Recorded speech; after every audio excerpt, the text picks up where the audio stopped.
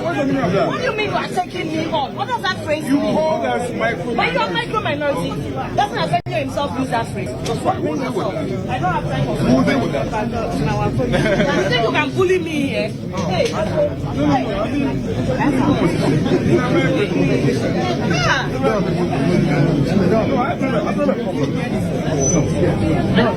Not this silly children and bully me. Listen, you heard the word use. What called me silly?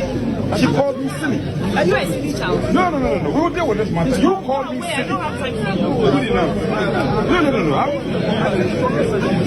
I'm not. Did I mention your name? Why are you taking a hat on your head? Did I mention your name? You that you were fighting on TV about this your seat, you are coming to select your please.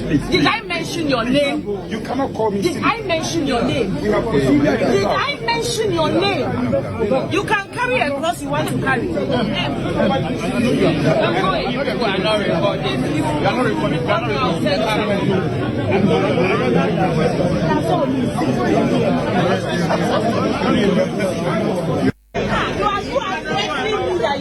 Because you are who? I'm who? Why? My friend, don't bring yourself. What's the meaning of that? What do you mean you are taking me on? What does that phrase You mean? called us micro. But you are micro minority. Doesn't Asenio himself use that phrase? That's why. Who's there with that? I don't have time for Who's there with that? You think you can bully me here? Hey.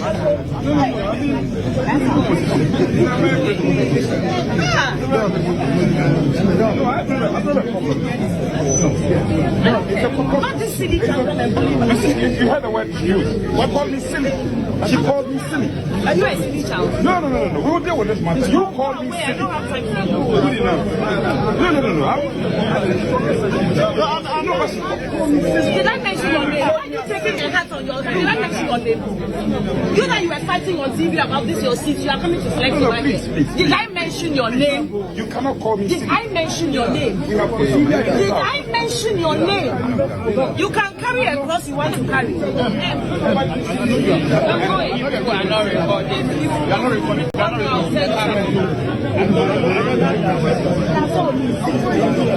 Understanding between Fahad Castle and Yankasaye MP for Insawom Adroju Honorable I'm not Dompre and Rada Ewo Parliament House vetting once and semia and Aqua fan Sembe Naba and Oko social media no soa said ya mafuesifa sin one said ya mafuesifa abubo wo madwe ede ama Fahad Castle yebushia enye asem ketwa kra fiti bra John Dramani Mahama beye mampani ewo krom hanum se wo shegana fo nyina bo say within 120 days ayade obeselect ni ministers woman no ebeye adwuma na ministers was selecti Fahad Castle eye obi a John Dramani Mahama wey ni say chief executive officer Edema Petroleum Commission wono enembehwe embedano na my Ghana ne de ye wasema ye ka de so say ma wo mu bia eye ntifiti bra John Dramani Mahama ebo ababa wedi enipa bebre na ene wo mani agiye papa se de bre etse ye de ehye oba ensa na ebia na wunyanya muntiase de enrada ekọ show ewo vetting committee na se abrantie bia ye friend no eye Oliver Bakavomawo sa abrantie wo ye ndc ni ankasa na emprepi no aya no wo social media no so a wo akwa church nsem no akwa keka nsem ewo social media no so na ne nsem kikan ya eno kopie mu ewo eye X and X Twitter and your friend X no wo kopie mu wo honam no wo church say penifo achese wom no ye vetting committee no the chairman himself afenyo markets ne nkofo a wom keka woni ade nyina no ade a wona wom ba se ye vet wom no minister designator John Dramani Mahama abo wom di no wom be pie mu vetting committee na se a ade a ya na bribe bi ekoso into statement na wo make ye ade a chairman no wo dwa line papa e ma ne be ka say Esema sa Oliver Bakamoyi odi tudwe esemi nya nokura bia na wono de wo ka che ne secretary say wo moncho letter tetenten efe koma Oliver na onbe apie wo vetting committee nanim na won chire kwaya wo fa so na say baby e wo hu say wo mo je bribe na sa de we nyina course na nipa bebre na so bu echi ye ba be vet wo mo At the end of the day, no, now say achieve vetting, one I ever vetted woman. I say I achieve which they kakra. And I branch a friend or not don't pay. What pay Janny, when I brought pay Janny, one will copy more our Dr. Mane chain. It's one Dr. Mane air Casano. And I am a far as I just say so. I'm not full which there. One person will vet to woman to know their yesterday. When I got to say, not just a vet, no, and to me and caution. And I'm not on preno a day barber to me say, and ya dear, ya vetting grophobia. Or make it that statement, no. And I am a first to show with the say, I didn't see and I'm over vetting because I'm not on prayer. We'll make his statement. We say, you best show one cassa. Into Rokasa me. I am saying all this because a rakoku or no de Bible and Tebeka say a bra na another on prayer and the found and say be nano. Now what say a year and the fan champion it's not a litua. The aqua na it's I am quoting from Jairakoku. Nesama or the two jano. It's a fact a casa a year another on prayer casa and they say, yeah, that's a sample for when then you owe me nano and I will get better. So mo e yade ye munya mushe eto nya ka se munya mushe no e na be fa ne de ba betum so mo amoye micro minority ne nya mushe no e dem pa na mo de be ye e na no don pede sa be so mo say I am going to deal with you. I am going to deal with you. And fa ne so sa be so na e fa ne kasaye mu no and wono no eba be use the word excuse me to say silly, excuse me to say stupid. It will use sa word no and I not don pray oja lie I not don pray so mu no be ka say why on earth should you tell me something like this? Me ni obi ba be din komo dipa na me ne no e ba be din komo no wo na wo ti eche ne be ka chem say me nkoda me nkotena se ne ye nto abete ne so wo so ya we say ya de chairman na dwa lie say abrante ya friend Olive wa ko social media ko make a lot of accusations di etia ya say ya de ya je bribe e wo committee ya say wonim say no kura bi ani nti chairman na e kasa no me nkoda me nkotena se ne nkoye den another prayer the ha ma another prayer so mu the word the micro minority. I think such statement way Speaker of Parliament Albert Sumani Bagbin and make here now we make that statement no and after your market so original and national car say and yadia ba for show ma we make such statement way Emma Speaker of Parliament crown exercise ekachiro bia say nobody should make a statement to say the NPP caucus no one micro minority more be ankasa de ni bio aye nim sa akoda na se oba say wutumi echina nipadom nyina nim eyusu word bi to say silly eyusu word bi to say stupid wo bi aye nya veti wo and then at the end of the day no say ye ba be veti wa me bisa na say ye veti wie na ye the position no ehya won sa wo colleagues any workers kwan ben and abefa show no mo bekasa a lot of MPs and in some atudwa ye be kom ne yetie wo mo nsem ni nyina before that no mama shefo nyina akwa ba shonkon fambra ati judge medie so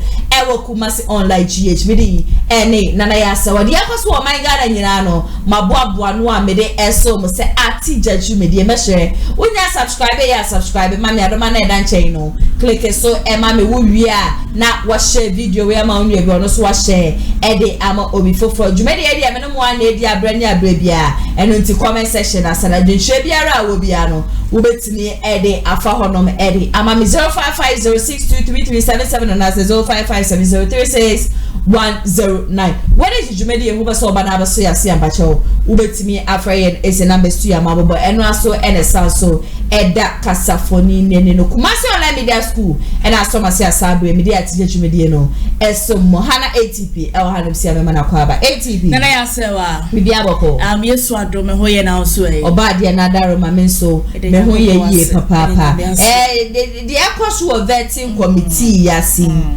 wo hu ne sei na ma mema ya hwefo nyina kwa ba na sometimes so me tie kira na me bi ya mesre keke I think say ND samani kono mu ni so mo de omo baba fa Ghana na kosa nya do me step down with that as a woman wawo awoda wukunachi ubie wa no akada silly question asem we dia statement you da kire be ma na wo kurukura woda na chikura na won respect no because enkaya ono no be ma ni mom na ya se wa ko bie na no ka that statement na mi do nyame se nka Ghana na se nka nyina nge enko enka nsema nka be ko so wo kromu ase ni ka ti se nyina edwane free kromu ase but utie nsem na ano also anodom pra na nkasa na o the most your hino ze de bibisa and or you be aware funny kakra and who should the beginning of the starter nyema ni we nyina chance ya eya agro na oni pe sister yidi kwatina se me kwa wude mo make sure what eya political talks are as one no mo nya hu hwe kra eya agro wa no ase we micro minority then I bet my and I don't say you call me micro minority then I will deal with you in public. Yeah, what you say? It's no say but me see when you are comfort body na e babe. Comfort body. I don't know go page din ba ye. Comfort body na e babe. Na we ya to abawie, but ya so mo inadue. Na mo di mo mama ba sesa na bokasa say micro minority. Eti sanko wa mekasa asem ya kenne ka mami ko be ba bonta bekasa micro minority ama another abekasa the same baby. But even in that state cry to see the lady here me fa no say wo ka chere say wo bi ana utiti bi so e kun seat e kame akwa say another pe we meaning da bi o a long time e bi ana wo makodi wo magro bi na pagya na wo musa but obi a over vetting yeah as say oba penny hu say wo so ba pa wo shoro ye fa we obetima bo amman ga na tumpon na ye vete wo kekempo kura no hyan de wo ye na edu be ba be su say anu na wo ye say Eda Ghana for mom be kwa kwashe na say adwuma de ensem fo ne ensem poya mo beti no mo so me mamodue ni o haw ni obre ni asepre yankasa ma me no wanya de ni krenya me fa ni krenya me ni kone ko pa acho even say me ye ukunu kura na nka me mo ko akwa anodom pra but anodom pra say opa ne choba na ye back door onu ahu nse bi say wakade ni kwan so okawie no ko hu onu anodom ba anodom pra say sa me pa acho ne de there be na say ogumani mo public one may we are seeing in alpha and no copy mo YouTube ya over social media be a trendy wo hono and me no na ye mani je say o se be me old man ko be kasa ama na ko but o man akoma ba fam ni say yo ba it me the respect to crime and not don't pray it na this amanu ko na me say 4 years and is under the corner. The same thing na MPP yeah wo mu ko opposition. You people are gradually starting this. Wow. At that time will come, you people you will cry. After America and I find go see mo make the same thing okroma ye nyina okroma e be hwe. Esi mo nyai to be ne de keke ka ho na mo 4 years na beba. Joma ha mo be free so ama ni pa foforo abanti ya mo nyai sa mo ne ma na mo ye. De juma de na e de ahye wonsa no. Eno na brada be ye ne ye me mo about say esu masi we be share ha say no bo mo my Ghana na mo nyai sa mo hwehwe ni mu na mo ye. Okay, ebusiafo after say altercations e course so ape na anodom pray ekopie mu parliament house okopie mu parliament house no na wo catch speaker Albert Sumeni Bagben say adia emefa ade dinini na so wo kase wonim emefa krade an wo boa emefa wonim ni baby a o oyi sada ne first timer wodi nani ehu no and wo catch speaker say e was sad ya emefa ye wo mo chi na so ankasa enu kwan so wo mo ka wo ma no tum na wo mo ye hwe han so wo nko sa akwesan so wo yo ba ye tie sama wo de tu dwa so emra sisia. Lady I have never met in my life. But you are micro minority.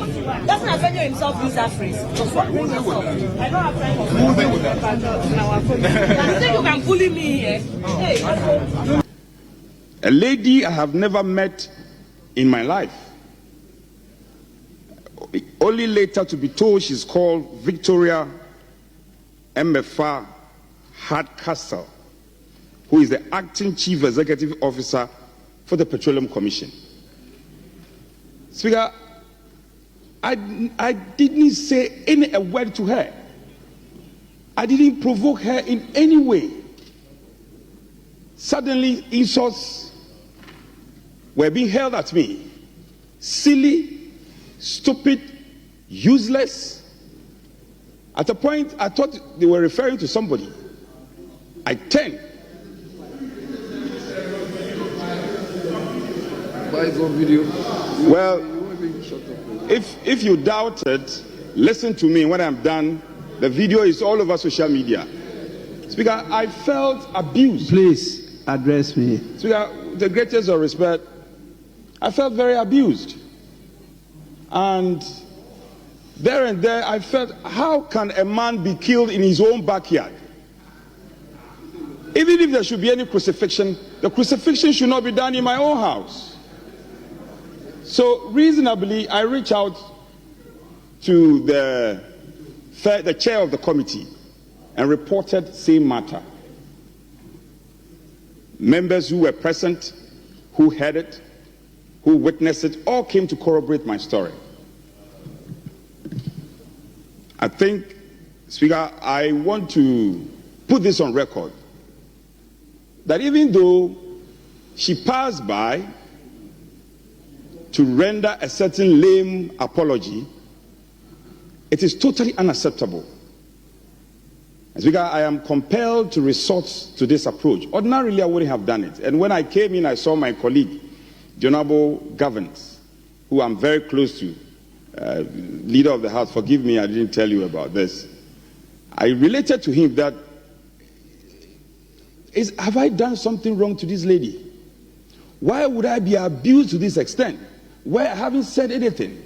I haven't provoked you in any way. So not to belabor the point, I feel my reputation is lowered by these attacks. And the video, thankfully, there were good people around who recorded it. The video is all over. And traditional media houses are showing the video. And don't forget, it's not about me. It's about an institution called Parliament. Anọdọmpre na yetie ne nsem aba wo hwe se de wo kasa na wo se eya baba we kura n'ani ayefe ne ni won fe hu ne da wo ni mi ne wo beebi a wo ye nra da ches wo ni ne mienu ekohie mu e wo vetting committee na se ansan wo ba be hu ni so se ye wo bi kura wo hono ma what to say but send ye wo use the word silly ni ade ne the speaker we betumi aka nyina no se e wo se wo mo che na hwan kasa na echie na wo fa ye obepa ne che ne de debi sa apology de ono anọdọmpre enya de obeji atumenne na waji atumu ochina na anọdọmpre ekasa wie ya pe ena honobu kokọ asante show epeja ne nsan wo su oh me baye na manke bidie emwa na yenye sede wo bepie mu parliament house ye nyina ne ye prese wo se ye de emma be ka memwo na tumi bua na oba ti se ya ma di brebe ti se acting chief executive officer Enema Petroleum Committee die commission die sorry enye adwuma ketwa be boy chuma se die se na efata na oba se ya mafo fa se role model ni ade na wo site na nipadom na wo disrespect ya anọdọmpre dia enye kama wo ni anọdọmpre ndi ni ye wono de on kan kire eye John Dramani Mahama na say speaker of parliament say wo dibre ne ye de ahya wo sare ye ngin free wo nsem na mom no e wo se wo pa anọdọmpre che yenko na yenkoti ono so nsem no emra sisia. I wasn't angry, but I was actually saddened that a lady had behaved in that manner. Because here we are in Parliament pushing to implement affirmative action, where, if you recall, I spoke on the affirmative action the other day, and we're all trying to push for it, make sure that women in leadership, we raise the numbers, and that we recognize women in leadership in Parliament and outside Parliament. So I was very saddened to see another woman actually who is going to take up a leadership role as a CEO of the Petroleum Commission, actually describing the Minority Chief Whip in that manner. When you get into the public space, when you become a public figure, you chose to become a public figure, and you have to watch your demeanor, your behavior at all times, wherever you find yourself. Okay, so that's why I was saddened, because I was actually happy. Yes, I was happy to see her appointment, that she had been appointed as the CEO of Petroleum Commission. I don't know the lady. I really don't know her. I've never spoken to her, but I was happy for her, because here was a woman who was being appointed to a high position at the Petroleum Commission. So I was extremely happy. So that's why I was saddened to see what had occurred. We have to be a role model for our children, for the youth. So it is not, and that goes for all of us. So I believe that because they learned from us, they learned from you, they learned from me, they learned from all of us. We're role models.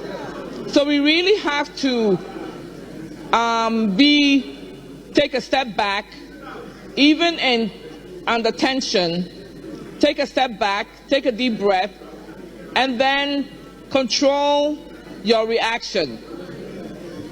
There are chances where you want to flare up, but you have to remind yourself that people are watching, because now you're a public figure. It's very difficult, I find now, that when you're a public figure, because everybody is watching you, and so, but that's what you chose. You chose the service, the public service. So I would advise her as a fellow sister to apologize and to retract in the same manner where she voiced out her opinion or description. That's my advice to her. But I wish her well. I don't mean anything. I'm not trying to malign her at all. But we need more leaders. We need more women. We need more women in the leadership positions. We need more women, and we're fighting. And I will always fight to have more women in leadership positions. Koko Asante, MP for Etiwa West, and I will not show, and then I want to say, Emma Womuanke, ye papa. But Obia was set as a role model, woman Mudinani Padomu, now Okakasani, Emma way in Africa, Unia Bema, and I say Obia Bema, Eda with you, and no catch will be a still be a stupid in the idea, not just say, crack. Now, what should I say? Yeah, and I'm Yakasam education minister. Honorable Haruna Idrisu, one should see a speaker Mecca Same one Sam Shemebo, and was here more for idea just say, Baba way before ye more fun show by generation, and then dear Haruna Idrisu, what she never been any Haruna Idrisu, bet you sorry, or Chilebino, and ya not don't pray, a bet you and I say bet you may Haruna Idrisu, into idea or ye, Mama Yen Chin and near money who decide your ye, no, why. Quite a befa should be our bepa not on preacher biano. I will see a to me fashion near manepa not on preacher. Yanko, not Yankoti Haruna Idrisu Seminole, Emrasisia.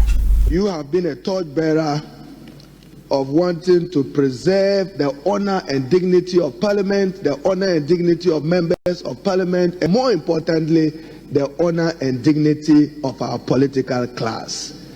So, to honorable members, we do not and we should not accept that conduct and that insult.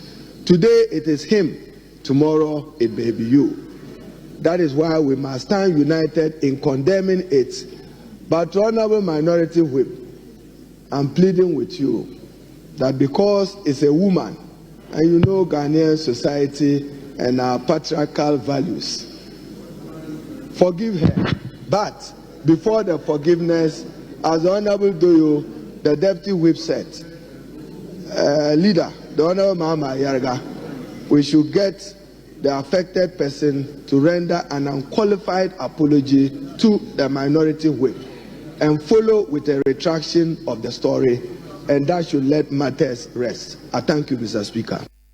Harina Idris no or say ma eye MFA wo pa eye anodom preacher oh eno your ban or your ba sebi mo fa so ne ye ma na eno enam prepi no aya no munya akwanya no mo de nyema bi say yedimu enti sebi Harina Idris si fa kasa ya o say mo amote na ma ya fo asa de ya baba we ye so let's call it dada sama be say let's call it spade eno kwa say mo fo aso wa nya de obi amani hu ni sade a wo ye de wa nya de no so wie ye pe na honorable agboja so de ni de to aso no so e ya no don prasa de wu too much why na we kan ye so of eche be pouch de a Mr. Let's sleeping dogs like na eniema wo do so aka wo ye nim no ye ncha no ye na gine ko onom na ye nhwe na ye government edwuma na ye nja so disrespect but ni na no me pa cho ne de ya de obeka ne ye papa ye ko ne ko tie no so mra sisia. Indeed, it wasn't pleasant, especially when our colleagues were only performing their duties as members of parliament. The incident is very regrettable, but I took consolation in the fact that my colleague confirmed that the individual involved actually approached and apologized profusely. Mr. Speaker, this individual is not one of the repeat offenders who denigrate Parliament repeatedly. So, Mr. Speaker, in brief, I was only going to say that I know my colleague is not a difficult person. And since the individual involved has apologized, I was just going to appeal to my colleague to let this matter rest. I'm sure the individual involved would have learned her lessons by now that when you come to Parliament on the invitation of Parliament. This is not a thoroughfare. You come here on the authority of Mr. Speaker. And when you come here, you must act in ways that actually protect the image of Parliament. So, Mr. Speaker, once again, my colleague has every right to pursue the path he wants to pursue. But I would once again appeal to him, since he has accepted the apology of the individual involved, let the matter rest here, and then we make sure that we work together. So once again, Honorable Anodompre, the Minority Chief Whip, I want to take the opportunity to appeal to you to let the matter rest, and then we'll see what we can do together. Thank you, Mr. Speaker, for the opportunity. Agbejano no say or catch another press or send ye papa one man ni just bibia to ncha wo de wo munje mu no nkasa ababa wana pa na chodia ATP na ya say just say no e so no ye tie penifo mo kasa ye na wo samehye wo many age say ND Samon Kuna mu ebia gia tum sa dina emefa ye do wanya de we de baby obi wani na ewu shame on you because untimi me wa no nkasa nkwasese we fanche be ma accept say ade na lady ni ye na say ma me ne ye do wanya ni ta so ti asutwin bi ana ya se we wo bi ano ayesi etimi ye de ede ma no because ya anya ni sa e ma wo mu e wa ma wo mu e ye ma wo mu e ma ya kasa no ye ma ye post bi abon sani ya pija ya beti so si ya fana anya step goat a e beto ato aso akona ni ma etimi de me hu ni se na ya se wa asotwe bi e wo ho bi e se fata ni bia no omo fama no said there be next time no o repeat the same thing e magana because the brain e dem ma no emodu papa ti se wa nyere wo ho na se wa nya adwumaden dia we ne se woni ne begu asama at the end of the day no 4 years de be se bega se wa nya adwuma bia enti sa can say sabuwe kokoti na wo so mesro so baba fom na adwuma pa na ye man pani dia hye won sase ko no na susu se wo betima ye ho no betima ye sa field ni ye no e da magana tupo ko na koye na jai sa enhwehwani mu ne sa hypocrisy ni nya twem no ekeka ko no yes one day we have see a boss BBC enfu obetu oba ye no even your papa you kunu na podi ye kura be I like the way you have na use sifaka sai. Let's call a spade nipa no wanya no partisan when ma ba ye so ochina nko ebia na odi ekwa akodi oba anya sanka sasa wo bedwem woni sa wo wakoma wutumi control ye na ye tumi control yakoma misisi ade ba ko amesua ne say mimi nim say me quick tempered. I don't need anybody to tell me that mimi nim it is the moment I me be hwe me bube fu pe no either I walk away and I say me nsuo be gina manum say ye be ya enter say me nsuo no na say ma ade asasa enter say me pi nsuo no ngoro na ma ade asasa it is so you quick tempered. You have to know how to carry yourself. But who you quick tempered now? Shall I quick tempered position or bedroom? Yes, yes, say a bankuka. Oh, yeah, and your bankuka, and I say, yes, yeah, one say, yeah, be a good man. I said, be. Position where you have to change and where look at this and say, also, and I can't say, I will the we are singing and we say we should buy me. Same way, just a parliament or delegate no. Now Hopeson and Loyal Abra or Nama one so a granty interviews a busha and Yasam Ketua. Nana bomb because here pa Hopeson out to Yasam Ketua Nino Efa Ebra Alan Kodocha Mantin who edit free a MPP Amanyo Kunmo. According to Hopeson was shown Ragasa Kopium Kennedy in him. Now Oquaye just some Kennedy or in Japan Prugu on Menebushia and Yasam Ketua Bekonia Kwakoti. Now I can't say was a Professor Michael Oquaye. Committee ya JF the Niabeni yate committee say woman should share woman shed the MP before woman did Chore Potoi and was a committee member back wako penny before wako 120 billion 120 billion and ya shena tashwa one kwa just a word in some union and you for me nano what didn't yanko na yanko tie and seminal MRCCR. A drop was one call a unibium. One day, Anna me call Ken Agyapong. I'm not supposed to. I'll see phone that who says I was yes strong our form. Among the police stations, you know, they say Ken Agyapong told me.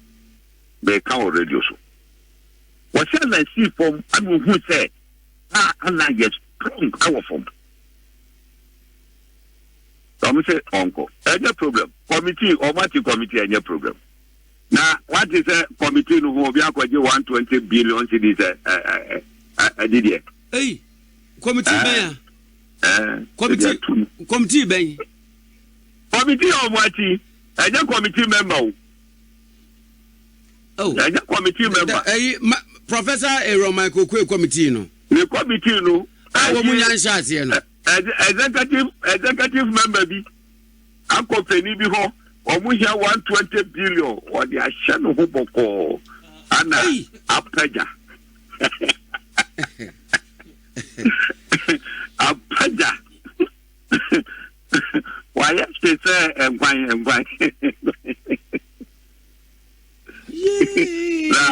well, yes, I don't know in a matter of opposition. Yeah, this cabinet will move on where that is a campaign. No pocket. And you were a do opposition could buy in a state. They say I am specific 12 million Ghana cedis, which is 120 billion OCDs. Party national executive. Wakojino Boko, one more executives are there to Namania. And now Peja. The whole session of Basa. Hey. What's the mobile as a political party? And I want to call to be a free certain quarters. Kase Sabre ya NPP amanyoko no wo position die. E browser say wo mo yen satraye wo munti. Empenimfobia party no mo kan be mu no mo hye agina wo mo num nyam na na ma party ne party no a bibi nto mo koye no we die sankofa wo mo nsamra biem na wo mo beje party no enye a wura alankra ne di wom ya na ya jimie eti omuni diwe nieme ohuru nkukuo mu enye da omuni diwe nieme ohuru nkukuo mu ye bedane pantry boys enye da they say movement for change ye ba the form political party ye ba 2028 ye ba be contesting. People should get it. They should get it. Yeah, transit will be unfair gamma Megan and Kabu. Yeah, transit. As a full political party. The whole and I will go the show. Alan, you're ready, so Beko. What are you? Alan, you're ready, so Beko, Moba. So about him. 1-0. Some run on some MPP. Oh, maybe from Oquaye the I don't think. And I want so that so about MPP. That one I can assure you. From Oquaye the 1 year. We do it. Yeah, 1 year. I see. 1 year that. It is a dine almost when no Mumbo Pitri, sorry, na eme. Mumbo Pitri. Yeah, for full force. And then you know, look. What's I mean in day like I'm for more or more day. What was the one you be there or book and did you? How much of my giant people? Look, I'm not for fair brutally or more fair brutally and for those dates or more. And I said, yeah, Pesica or Munde Yiska or Munina of my giant people. Oh my guy. Oh my guy. No, I don't know when Yana, young uncle from Murano, they should. I mean, I won't turn to baby bra. Me, Hopeson. Yawabiasa, more Boniface, now into former general secretary of the party. The beer party say, Yakwaku di Alachi. Satamokrano, just a Wamunyani candidate. Party transit for letter say, ya free party. Emblemuno, let us say, on what cheap Omunya candidate. Yam family you. Now why you way say we do up on meeting and not into or no can say ya party or the black. Come back to Mosum. Omo pomuti wa bi on pomuti bonafizo. Na bo pomum na badim. Come on got on betty. Try me there. Yeah, go who another one. Here you be. Said yeah, a brave microphone so the hopes to quite a party to me about the idea and go position. It's not about go position. Come on, go position. Where do opposition say me bear muina? Quick one on it.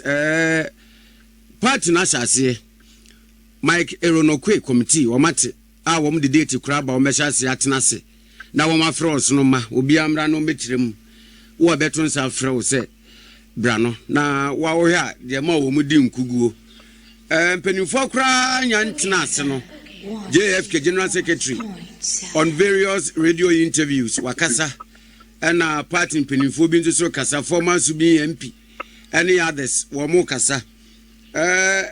Bakubio hete, yes, sir, and didn't they know, say, Emra no mu piapia Alan etikono. Na wo mu piapia party supporters Libya wo mo ye aligned with or to Alan and na eko as our people no. Asem wen yikura nti wo mo nkoto abampo. Emobia. Sama Alan e drop say won ko ayini biemu no. One day ana me call Ken Agyapong. I know what you say.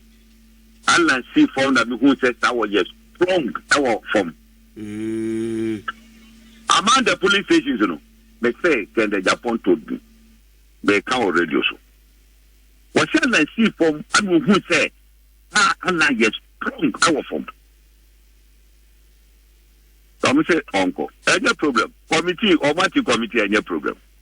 Now what is a committee who will be 120 billion cedis Adoye and Asabe Yakwakuti and Sam Abacha so Hopeson there will be a way disco krum hebia Hopeson any movie.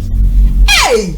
Hopeson your Chelsea I do de bia de chibia na we ko discover her and we ko discover her and we ko say when you na fa ma wo mo rep but every before so it the Ghana for ye mu bebre ye kan ti mu besa mu ka kira ye sister na mu nim de ma mo re ya na eh ya de mu weduma ye ATP mintie we na ya say o committee ni de o matene de ye I think say afi no mo kwa kwatena ase no mo hu ha wo be simi fa e na 120 billion kwe na make Hopeson we are be o come engineering di Hopeson obwa John Mahama mesro information minister and farmer me ko de ya me papa Hopeson one information me kra na ya na ye me mama enti ye for information minister na ya what the cameras go ba ma for car won ya ma for because me no Hopeson in same bebre no ha wo kan no na enye no kore all I see asemi a wo kan ni Hopeson me gina me so wo boa evidence bra fa prove bra enti no me sro ka kire John Mahama o man information minister anyone a bit my house TV mate o man airport we fa ni nko information minister de be you and I CID boss cause for ya there wo investigation I said debiana we yakoji we wada we intini ye de sa position man na hu ni se beboa no na ye jan life man cause hey she totally totally agaza elsia na beba ya kwai na se ba ye de be so we ye de jida beba ye comment section na say fa waje nche fa honum share video we ma ne bi ono so nche fa ma obi fofro mo amoje breast so share jumedi enyankopon ensha mo yina ye papa my number is 0557036109 uwe news episode send me baby because one put him up say o ma me ya we abacho frame me pia wo e de watum from me musanso na wani jijumedi hu ba so ba na ba se asia e 0550623377 and 0557036109 Kumasi online media school wo me bie wo ma pomo at honum dia mo bibiara na ni jinsam hwedwuma ho se chuchumi ka 100 Ghana cedis per be fa forms mo to mo bon fan fantity ye pem yes wa ko school da won ko school da wo mo nje qualification bia e 100% practicals and e 3 months so pe media courses ahodro a wo mo kire no e na etwegu wo kasafoni ni channel so say DJ in MC social media drone shots ni ade nyina no e kan ho bi into wo ba graphic design nko na apa 3 months we are baby abai attachment internship wo mo mbepe baby dia mo be san so enya certificate abedi ejuma e wo baby we wunya ni baby a just Kumasi online media school nko ye meye koto uniform koto laptop koto de bi e ya practical senko ante no equipment bi e bo ama ni penya ni bi e wo semtwe ejuma no wo mo obi e wo mashe o pese obefa form sa location no e Kumasi aswa wo moniti I amas e na edi inhwenim enquiries so betimi afre school pin 0550623377 and as 0557036109 executive producer Mr. Daniel Yeboa editor name so e Abrante Pako Joma no hana ATP and amene twetwe nkobo me amete na dwam so du dwumedi e besom mo ba ya ba ne de ne ya ba ye de equipment ekukudam ana ye de aba se eye camera de enam wiem de nam fom de enam ensuom ni nyina ye wo bi e wo honom TV production ya boy hu ye pa se wo ye dwumedi bi etese wedding eye engagement and sorry ana schools se wo ye seminar bi na pese betwa ko all the social media networks and so e de amount ye ni ntotonsa na fre eye Kumasi online TV production for na yamra na ye dwumedi ne ne mfama kama fe a ebo no eda from pa the production so the sound quality video quality ni nyina e wo soro wo pese wo hu ba bia wa ye wo Kumasi eye tia media opposite one ma ana se to nsa ne frɛ wa homa true so 0550623377 Kumasi online TV production ye demu fua e wo Kumasi kodua mu